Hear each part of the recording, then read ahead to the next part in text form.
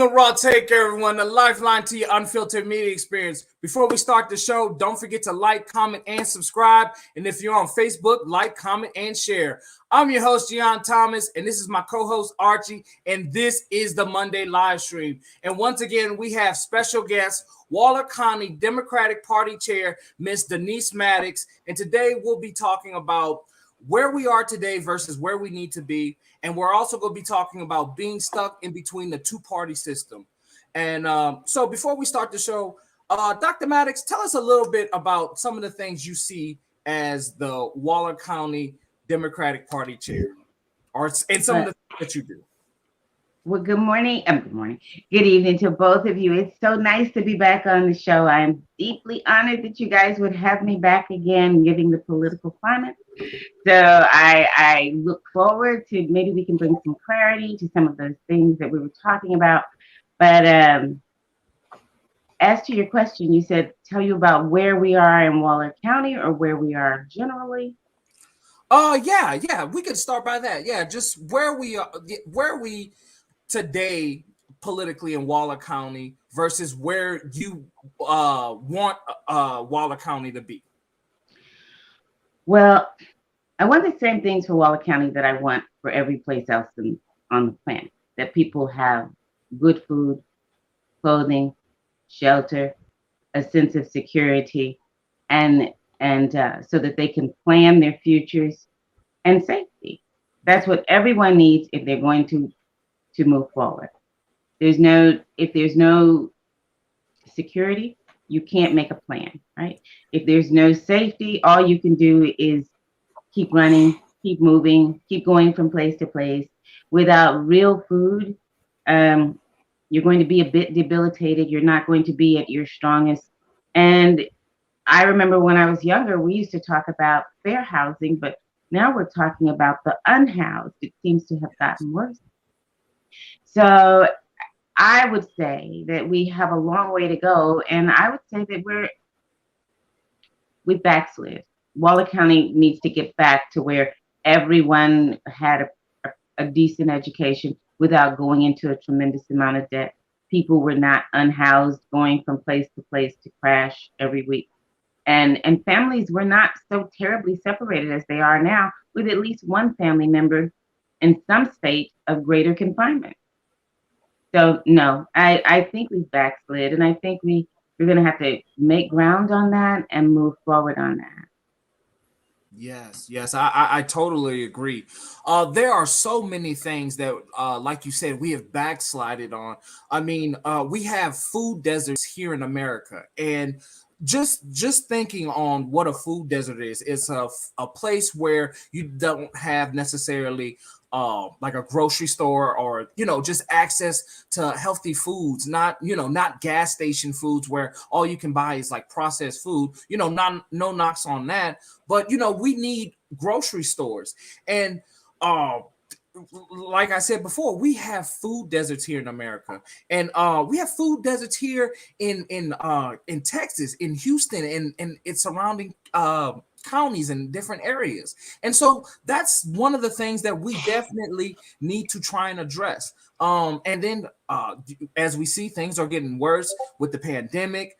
We have the things going on in the port and how that's affecting our supply chain. And so it's just so many things are coming at us, and we definitely need to try and change it. So how do we get that change? How do we bring families together? How do we get more food sources to our communities? What can we do to try and address these issues? Well, I'm going to skip ahead. We were saying that we were saying on topic number 2, political cleansing. But I think what we need is a political education. People don't know where they came from. They don't know how they got here, and so they don't know where they're supposed to go. The Nation of Islam does not let people get out without an education. The first thing that's done is you're educated into where you were, where you came from, how you got here. So at least then you know how to move forward. But most of the people I see now, They have no idea where they came from. They have no idea how they got here. They're looking at television and sports and all kinds of things to figure out where they're supposed to go. And that's just not going to get you there.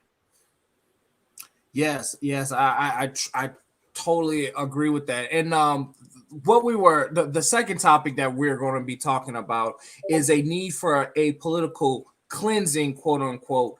By cleansing, we just when I say cleansing, I feel like we have a influence of money in politics, and we need to definitely cleanse that out.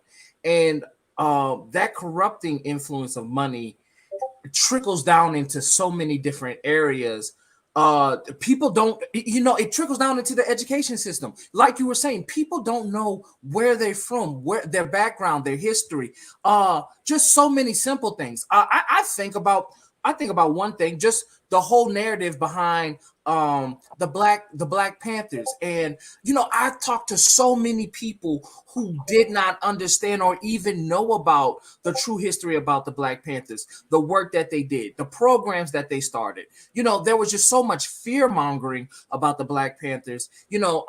So many people show that image of them in California with their guns, and a lot of people don't even know that they implemented that as a way to kind of police and protect themselves. So and people don't even understand that the whole entire breakfast system that we have came from the Black Panther Party.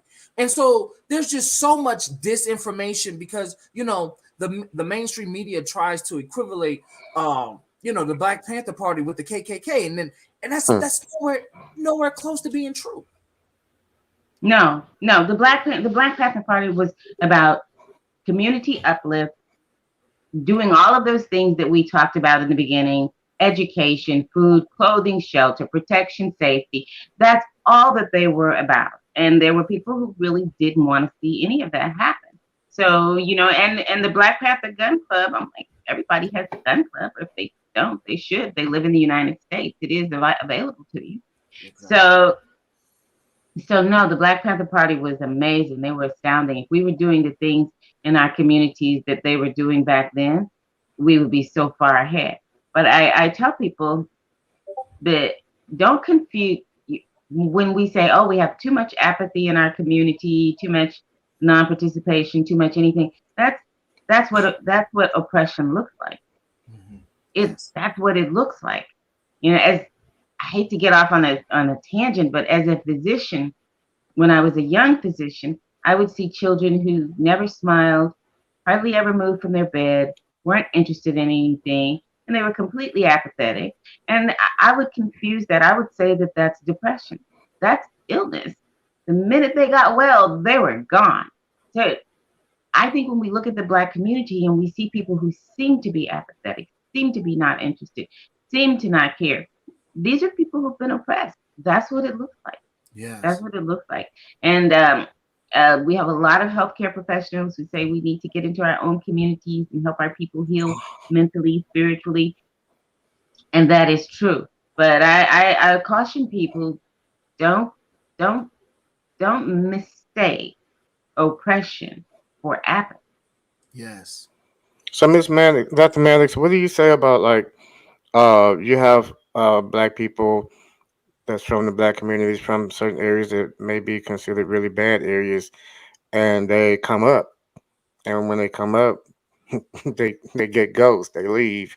What do you say about people like that? Do you feel like that they're justified in just leaving, or if they have a justifiable reason, then what would be that reason? Well, you can't rise. You can't actually rise any higher than your community. Mm-hmm. So you can see someone like Bill Cosby, right? And he's still very touchable because he really can't rise any higher than his community is doing on the whole. So what happens when someone, gets a break? They realize that if they want to maintain that level, whatever they have for a moment, then they have to break away. I mean, they're saying, I want to live this life. And every single person I know who is African American is poor, like I was. They're all going to be getting me to help them because there are no government programs for them. There are no jobs for them. There's no hope for them. The only thing they see out there that might be able to help them is me. And so they're going to ask me to be the replacement for the government that we don't have. And so those people run for the hills. I mean, you know, like I said, if they get a winning lottery ticket, they hate to come and claim it because everyone will know. Yeah. So now we have no government that supports us. We have no social structures. We have nothing that we can hang on to pull ourselves out of the hole that's been dug for us. And so when one of us, you know, makes it, we reach for that person. I mean, it's not like we're not trying to pull him down or her down. Right. It's just that's the only avenue available to us to get out. Do you feel like it's the person that does come up that you know that makes it or whatever and leaves the community that they're brought up in or whatever? Do you think that you know the people that feel like the people are going to reach out to them? Do you think that they? How can I ask this? Have like because if they know the same thing that the other people know who's going to reach out to them, then they know where they stand. They know the position that they're in, and it's an important position. And I think that if they leave because they don't want to be bothered, that's kind of saying that I'm leaving because I don't really want to help you get to where I'm at. Or I can't help you. I really can't help you. I mean, the minute I'm talking about. I'm saying, but they can help. I'm talking about those who can help, but just choose not to, so they just leave. Well, first of all, this is because they lack a political education. You know, they are encouraged to leave, right? They are encouraged to leave. I mean, I watched when the young men have the 1 in a million chance at professional sports. And I watch what happens to them after they get that contract. They are immediately isolated from this community, right? They are isolated and they are presented with other social avenues. So it's deliberate. I mean, just like this, the oppression is deliberate.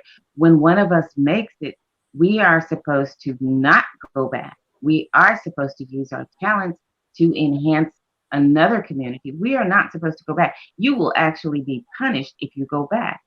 It's like Oprah wanted to start a school for little Black girls. They're like, you better put it in Africa. It better not be here.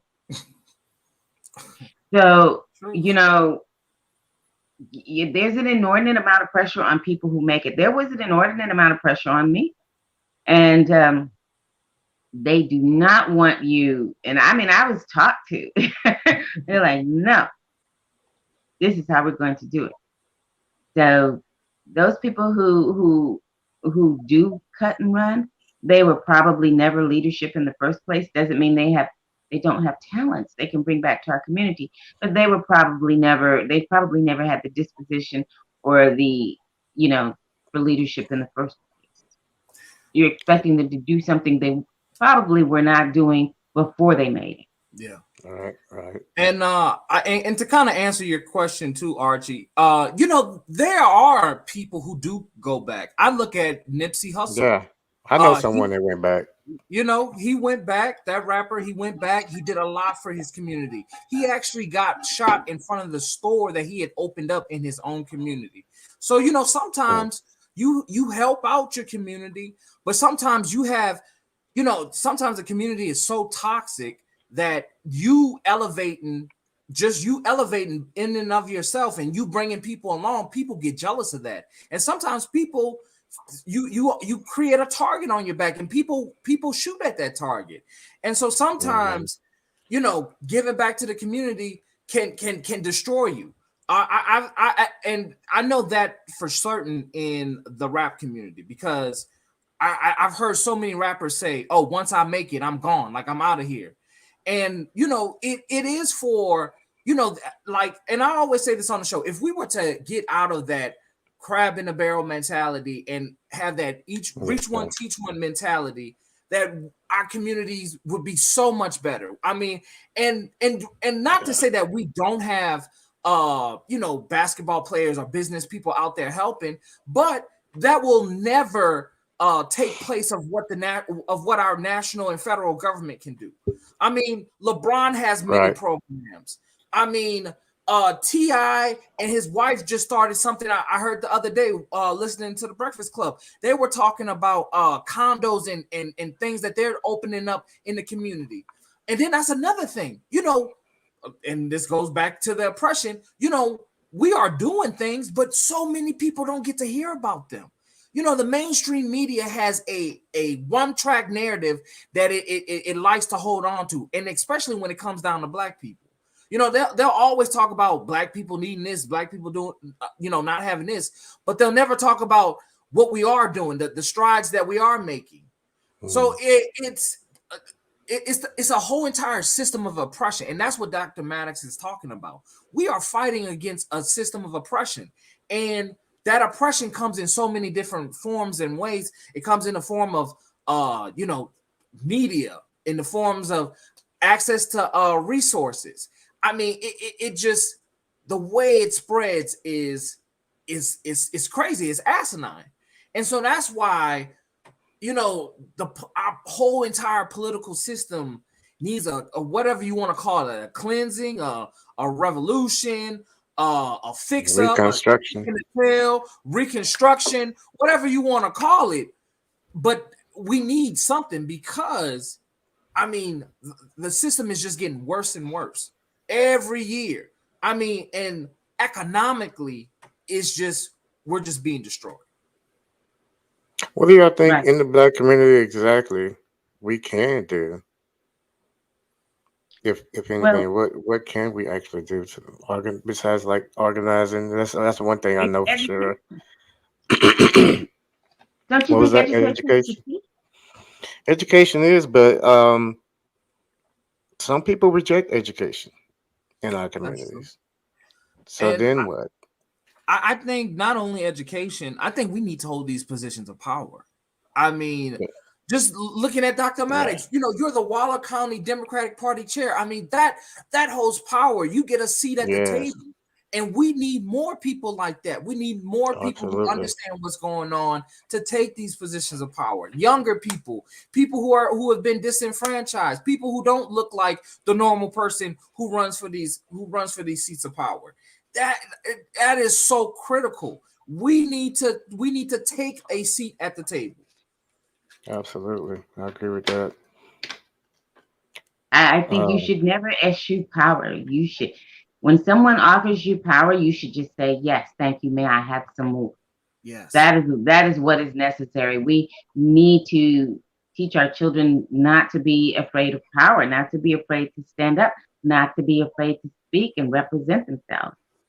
I will say one thing concerning that, though. It depends on what comes with that power, what kind of baggage may come with it, because you don't want to put yourself in a position of power that's going to really tear you down or put you in a position that you don't want to be in a position that causes you to not even be able to do what your plans are to do in the first place. Because y'all know in the political world, it's a lot of dirt that goes on. Yeah. But you can avoid some of that dirt by saying that I'm not dirty. You can say that, but when you get in that game, though, it's a little more than you just say you're not dirty, because there's a lot of people that I believe that has went into politics that may have not been dirty when they first went into politics.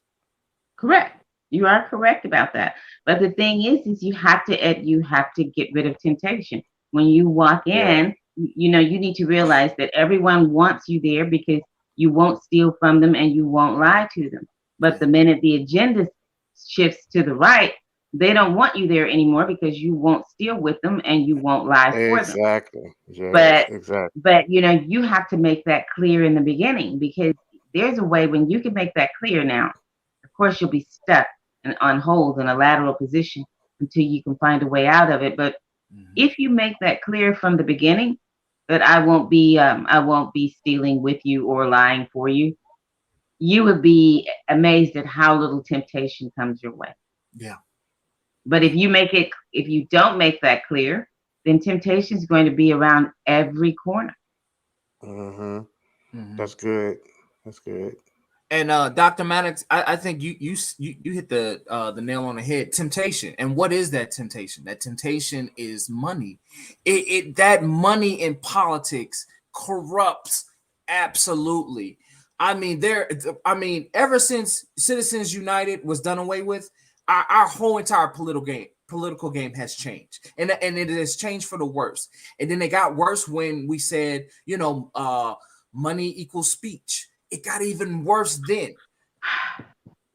Do you want to say something to that, Dr. Mattox? Because no, keep going, keep going. So it's so horrible.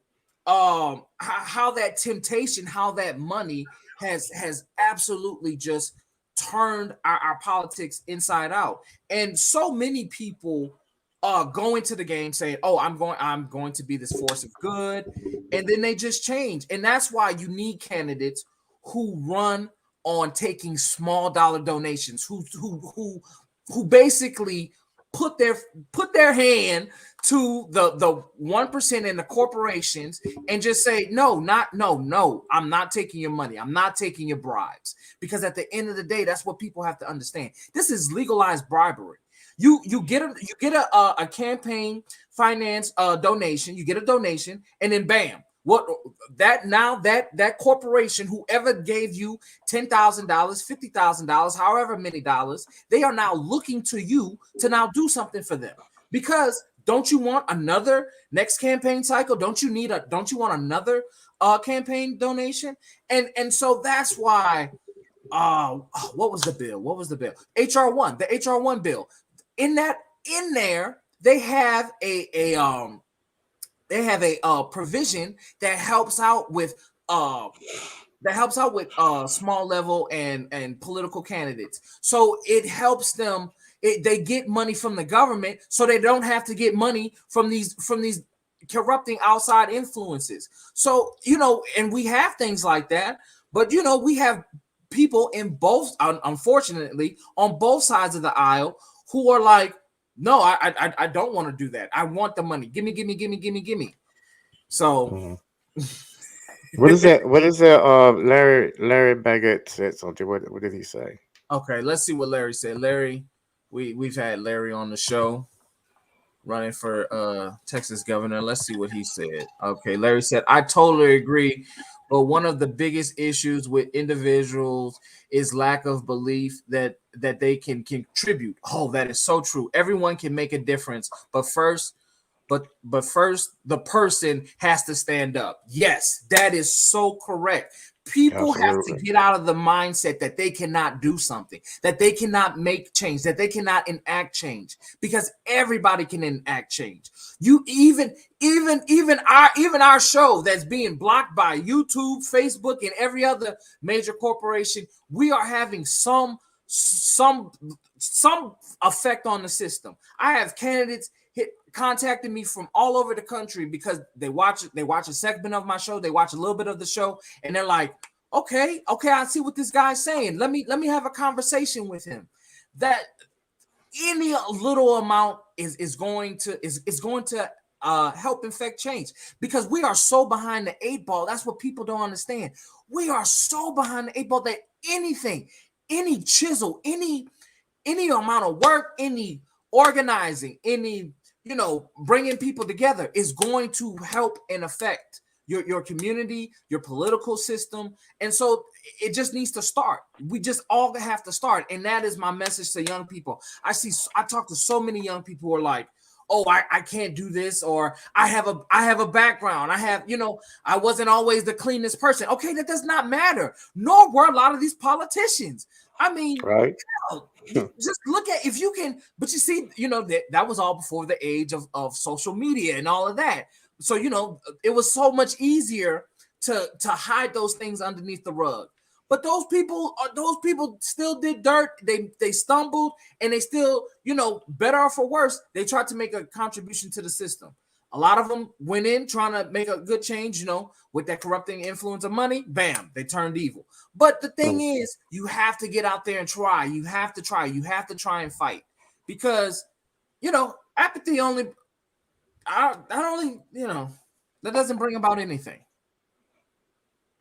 You're right. You're right. And I tell people, be careful about the corrupting influence of money, because I used to hear all the time, I can't believe that he threw all of that away for a $75 bribe, and I said, well, I think sometimes he says, no, Dr. Mattox, sometimes they set you up just to watch you fall because you don't know any better. So I am very protective of the people that I get to run for office. A young lady ran in Waller County just a while ago, and someone who is more politically astute than I am, because they've been doing it longer, gave her a $600 cash donation, which you can't do that. Yeah. This person knew that. They knew that. And so that money was just sitting there. And I called the lawyers in Austin, and they were like, get rid of it, get rid of it, get rid of it. And we got rid of it. We came up with a real easy way of getting rid of it, and then proving to her that this person did that to her deliberately. Yeah. She didn't believe it. She didn't want to believe me that these people were giving you money just to set you up. Wow. So, but we got rid of the money, and then we proved to her that they were doing that deliberately. And that happens to so many candidates. They think that they can do this and they can do that because they see other people in politics doing it. Yeah. But a lot of times it really is just a setup. So, if I tell people, if you're not reading all of the rules, or you don't have anyone who's reading all of the rules for you, I think even Barack Obama had, a $72,000 illegal campaign contribution that he had to get rid of, I think. But it happens, and you have to watch your people, because if you get them to get out there and put their best foot forward and take that risk, someone has to be watching their back. We can't just let them run, and then when they're attacked, run away. We have to stand and fight with them, because we've gotten them in there, and they want to do a good job. But like you said, a lot of people are just in it for the bag. Yes. And they've got to go anyway. Yes. Okay, so Dr. Mattox, you said something very important there. And so anybody who's listening, who's thinking about running for office, who will eventually one day run for office, look for these signs, understand the rules, understand the finance game of politics, and especially the donation part. You have to understand that, because there are people working to try and get you out. And a lot of young candidates may not know that. I mean, so you can't take what you can only take, what is it, $500 in? Oh no, they upped the limit like a year ago. It's like almost like $1,000. It's like $900 and something. Okay. So it's higher. Okay, it's so higher now than it's it was. higher. Mm-hmm. Okay.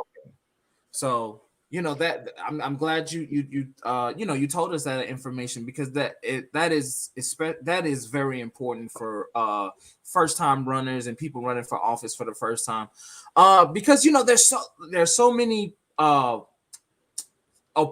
parts of the oppressive system that's trying to get these good candidates out, and so we need that information out there. So I'm so glad that you were able to tell us about that, Dr. Mattox. So I want to move on to basically our next kind of segment of the show. Don't remain stuck between the two parties. How do we do that in our system that is just mainly the two-party system? How do we get out of this? Because I mean, I love the Democratic Party, but the Democratic Party is, and I always tell them, because I work closely with the Democratic Party, they're failing. And if you do not try to work for the working class people, disenfranchised people, the black and brown communities, you will lose. If you turn away from corporate interests and start working about the working class, that is always my message to the Democratic Party, that they need to focus on, uplifting the disenfranchised citizens. We already have a party that's all for the rich, and all for, and I feel as though that's the Republican Party. Even though, yes, there are some Democrats that do that, but I really do believe that the Republican Party, they are for the rich. They come out and say it. They are open with it. So how do we fix being stuck in between these two parties? Well, I think it starts with the candidate. We get good candidates. And I tell people, they go, and people have asked me, how do you know which candidates are good candidates? I said, well, one, they don't lie to you. Okay, they don't lie to you. When you catch them in one lie, it's kind of like catching somebody else in a lie. They probably lied before and they'll lie again. That means there's no good candidates. Yeah, there are good candidates. There are two good candidates. But you have to invite them to the party. Yeah. Right? They don't even know it's a party. So you have to go out and find those people and invite those people to the party. Usually there's some, shyster waiting outside the door, trying to get in and get as much money as he can. But there are good people out there just going about their lives, and you have to invite them to the party. And I've seen when you invite them to the party, they usually say, sure, I'll come on in. But they usually don't go looking for those people. The poorer candidates, the poorer choices, usually are looking for, for a way. So you have to invite the civilized people to the party. And I found that, if you feed someone a meal and bring in someone else next to you and say, my goodness, you would really be an addition to the Democratic Party. We would love to have you. You would make such a difference. And you invite these people in. We usually don't. We want to invite someone in who already has a name, or who already has, an agenda, or who was here last time. And, we want to invite another Bush in or another Clinton in. And there are good people out there, like you. Oh, thank you. But another thing is that people need to, going back to what you said before, Dr. Mattox, people need to be educated, because a lot of people are stuck because they don't vote for the person, they vote for the party, and that's not a good thing to do, to just vote party, because you have to know who you're voting for, what they're about, what policies they have, what do they stand for, what are their plans. And sometimes you vote the wrong person in just because you vote in party. But then there's some people that's in between the two parties. I kind of could say that I'm one of those people that I think about it, because I don't vote. I won't vote Republican or Democrat, but I will vote for what's right and who's right. And that's what you should do. Exactly. That's what we should all do. I mean, I have to say that when it was a choice, I was a Bernie supporter. When it was only a choice between Joe Biden, whom I've never forgiven, and Donald Trump, I just refused to vote. I said I'm not voting. But what happened was I told people, they said, well, you just help us get rid of Trump, and then we'll work on Joe Biden. And then I helped them get rid of Trump, and no one wants to work on Joe Biden at all. They all faded into the distance and went back to watching television. And now we have nothing from President Biden. Yes. And that's why the midterms are going to be a massacre. And oh my God, it is just terrible. And you were so right. You are so right, Dr. Max. Everybody was like, help us get rid of Trump, and then bam, we will fix Joe Biden. We will push him further to the left. We're gonna push Joe Biden to the left.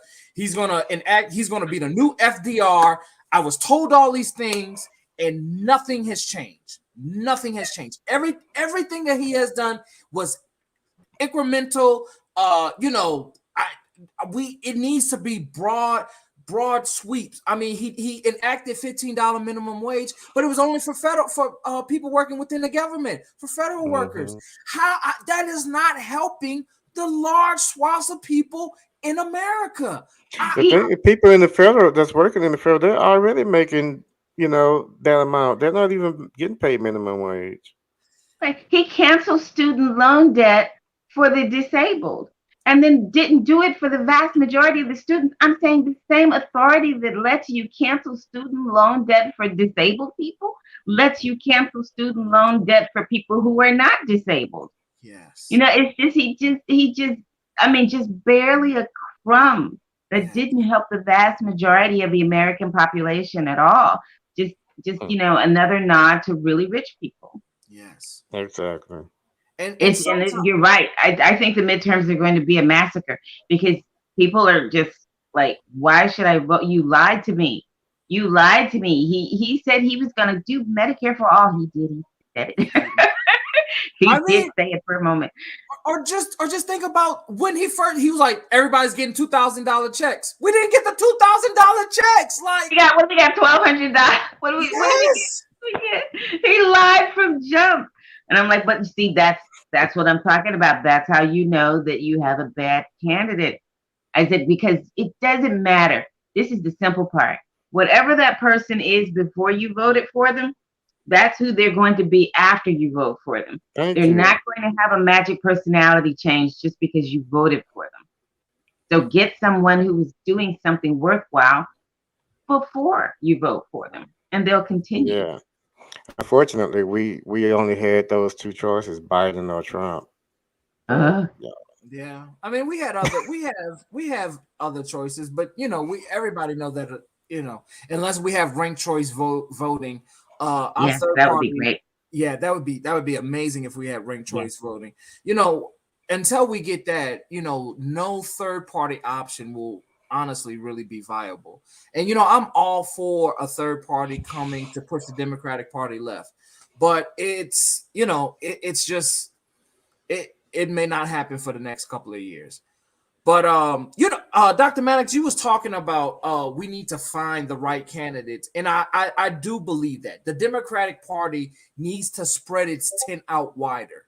I mean, our tent is so closed in. We need to expand the party. We need to get more people involved, and so that's why, you know, I do a lot of work with not a lot of work, but I do work with DSA. I do work with the Sunrise Movement. I try and talk to these different organizations because, you know, they are closer to the Democratic Party than they are the Republican Party ever.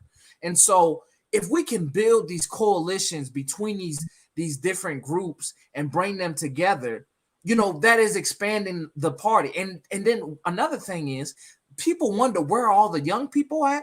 That's where all the young people are at, because those people are listening to the young people. Those organizations are made up of young people.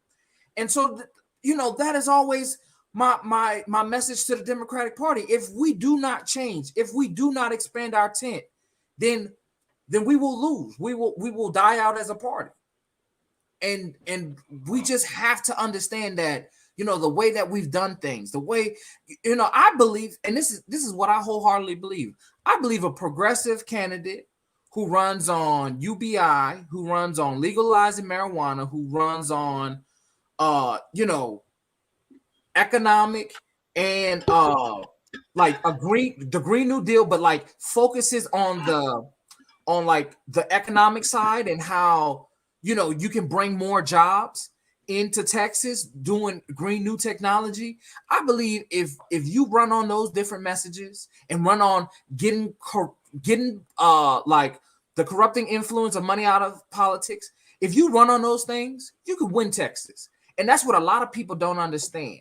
If you keep it economic and keep it smart and keep it economically sound, because you have to, Texans worry about economics more than anything. So if you can tailor a progressive message into a economical progressive message, bam, you got Texas right on the back. You got Texas right on the back. I certainly believe you. I wish we could become a little bit more progressive, but I'm thinking we're becoming a little bit regressive. The Democratic Party in Texas is being pretty regressive. I would like to see us be a little more progressive. Yeah. So no, not a little more, a lot more progressive. Yeah. So I don't know what to do about that, because the people who I saw who were progressive, and few years ago, they're all gone. I mean, they really are gone. I just like, what happened to them?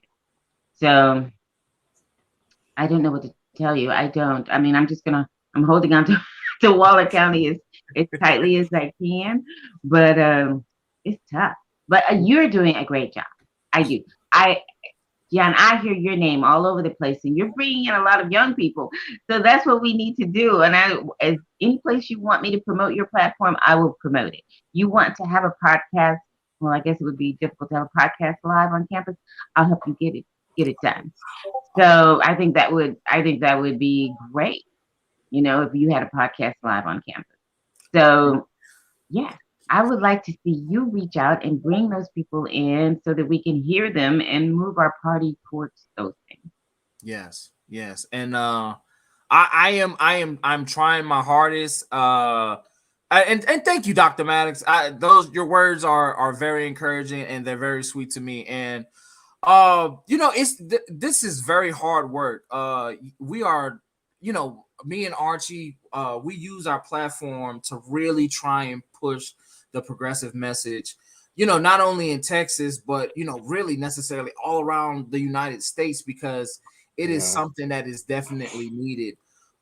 We need more of a progressive platform. And, it's just about time. And you're right. There were a couple of progressives in the Texas state legislative. And, they everybody disappeared because you know why? Because it was not that many people. And, you get always going out there to fight, you get burnt out by that. And so, that's why we need to bring more young people. We need to hone in on that young experience, make the party a broader tent, just so we can get, just more boots on the ground, more people involved, different people involved. That is exactly what we need. And I want to Larry Baguette.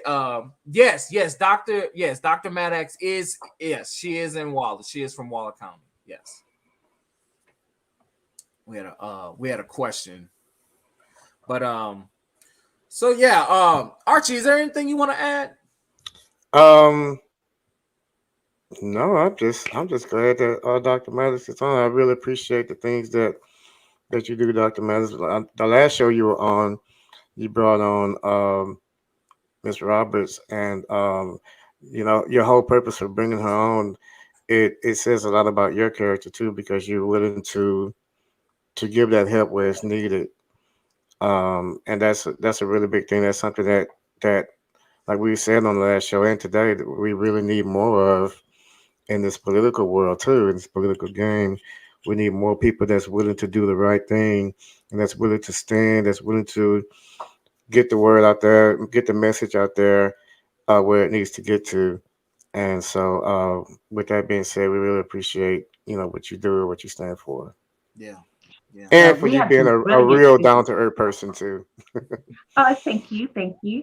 But we have some brilliant students in Waller County. I mean, I would love to just introduce them to you. I can call you and let you speak with them and see if you think any of them would be great for your platform. Absolutely. Yeah. Send them my way. We're definitely. Yes. Because this is what it's all about. And Dr. Mattox, like Archie was just saying, you're doing what we always tell people in power, especially progressive candidates in power, we always tell them, help get the younger people involved, help give them a platform, connect, be that glue that brings people together. And that's exactly what you're doing. And we really appreciate that. And it does, you're not just someone who just talks about it, you're actually doing it. This is you're actually doing the work live here on Raw Take, and that is exactly what we need, because that is the only way that we are going to change and fix this system. Right. You let me know whatever you need. I will try and get that for you so that you can get your message out a little bit further to a few more young people. It would be wonderful. I would love for you to do now you're in Dallas, right? No, we are in Houston. No, we are in That's right. Houston, in Katy area. Yes. Maybe we can get something set up in the Memorial Student Center. Do you think? Oh yeah, I mean, yes. If you can try and pull some strings, I'll try and contact some people that I know, because I do have a couple of school board contacts. So yeah, we can definitely try and do that. Yeah. That would be wonderful. In fact, once we end the show, just hang tight and we'll talk to you some more about it. Yeah, definitely. Oh, that would be great. That would be great. Yeah. Okay, so wait, we have one last question, Dr. Mattox, from Leia. She asks, Dr. Mattox, can you leave us with a message of hope for a person wanting to run for office? Okay, I'm not sure which office you want to run for, but welcome to the party. So we are open, and we have people who are super smart, much smarter than I am, and they can help you to do what you need to do. There are people out there who can help you with campaign finance classes, and just to make sure you don't fall into any holes or anything. I had a young man ask me, how do I run for president of the United States last week? And I said, okay, it does look like you're a Republican and I'm a Democrat, so that's going to be a little bit hard for me to cross over on that part. But you can call me. My information should be in the chat. You can call me and I can help you get started and point you towards the people who are in your area who can help you with your paperwork, your filing deadlines, how many signatures you need, how much money you need, and just give you cold hard facts on how it's going to, what you need to do to get started.